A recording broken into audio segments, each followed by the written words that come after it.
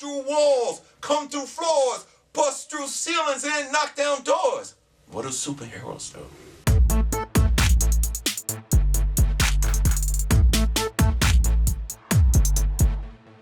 Well, the first time I met Daryl, we had a lot to talk about. We spoke about comic books and hip hop and the connective tissue in between.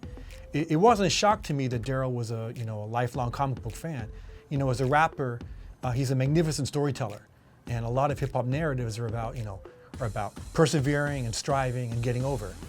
So we had a long talk about comics, about his favorite characters, and I think it was inevitable he'd end up writing something for us. And he just asked us, if you was to, do a story for Marvel, what characters would you want to, tell a story with?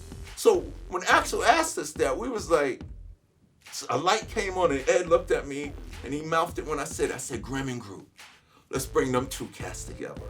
When writing this story for Guardians of Infinity, we have ourselves two iconic characters. We have Ben Grimm, the Thing, which is New York City's everyman. Been around for goodness, decades, since the 60s when Kirby and Stan Lee first introduced him. Benjamin Grimm has so much pizzazz and character. How could you go wrong? You know what I'm saying? He's hardcore. He has a great attitude. And then we were just talking about, he's a big contrast from Groot. And then we have Groot, who pretty much exploded on the pop cultural scene recently because of the Guardians of the Galaxy. So you have two icons, one a historic icon and one like a brand new pop icon, and we're bringing them together for this story. People love I Am Groot, but his presence, you know what I'm saying? Just the thoughts, say his name, say it everybody, Groot.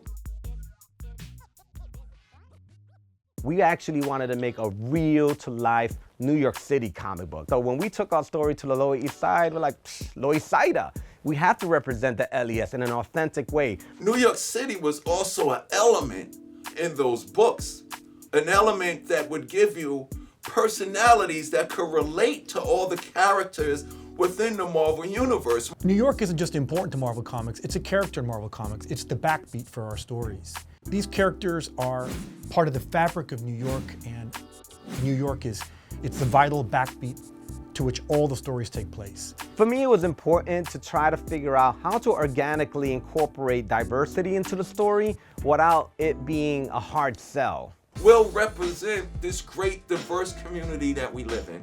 And without that, you will lack the power to totally inspire, motivate, and transform your readers. You have a kind of like a cross-section of cultures, of class, right at that intersection of 10th Street and Avenue D. You have the Jacob Riis houses, you have the basketball court, you have the bus stop, and it's a great opportunity to show the world what New York City is like by showing just how diverse an experience is in one small intersection in the Lower East Side.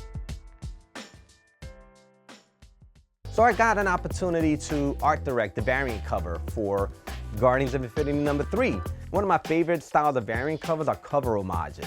I was like, man, how can I kind of bridge kind of like hip hop, this issue, and at the same time come up with something unique?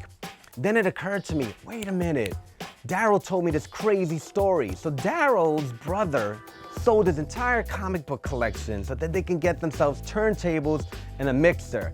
Thank God it worked out well for them. But he sold his comic book collection, and one of his most prized issues was Fantastic Four #112, which is his classic cover of the Thing and the Hulk kind of like going at each other over a black background. That cover just said a whole lot. I love the way it was just a black background, and it was the Hulk and Thing like this. And it made you wonder what the hell is going to be inside those pages. It's about to go down. Let's look at that original Fantastic Four issue #112 of the Hulk versus the Thing. What if we take the Hulk out and we put Groot? Easy. What if we dress up the Thing to look like DMC? Let's put some shell toes on him. Let's put the fat gold chain. Let's put the leather slacks and the leather blazer, and you can't complete it without the black fedora. And in the background, we threw in all those old school hip hop flyers as the actual background for the cover. So the cover, in a way, is like an homage to hip hop culture, an homage to Marvel Comics, and it all comes together in this beautiful design that was actually rendered beautifully by Wando. We hope that the readers of this particular comic book know that there's something in there for you. Not only that, you'll see yourself in this book.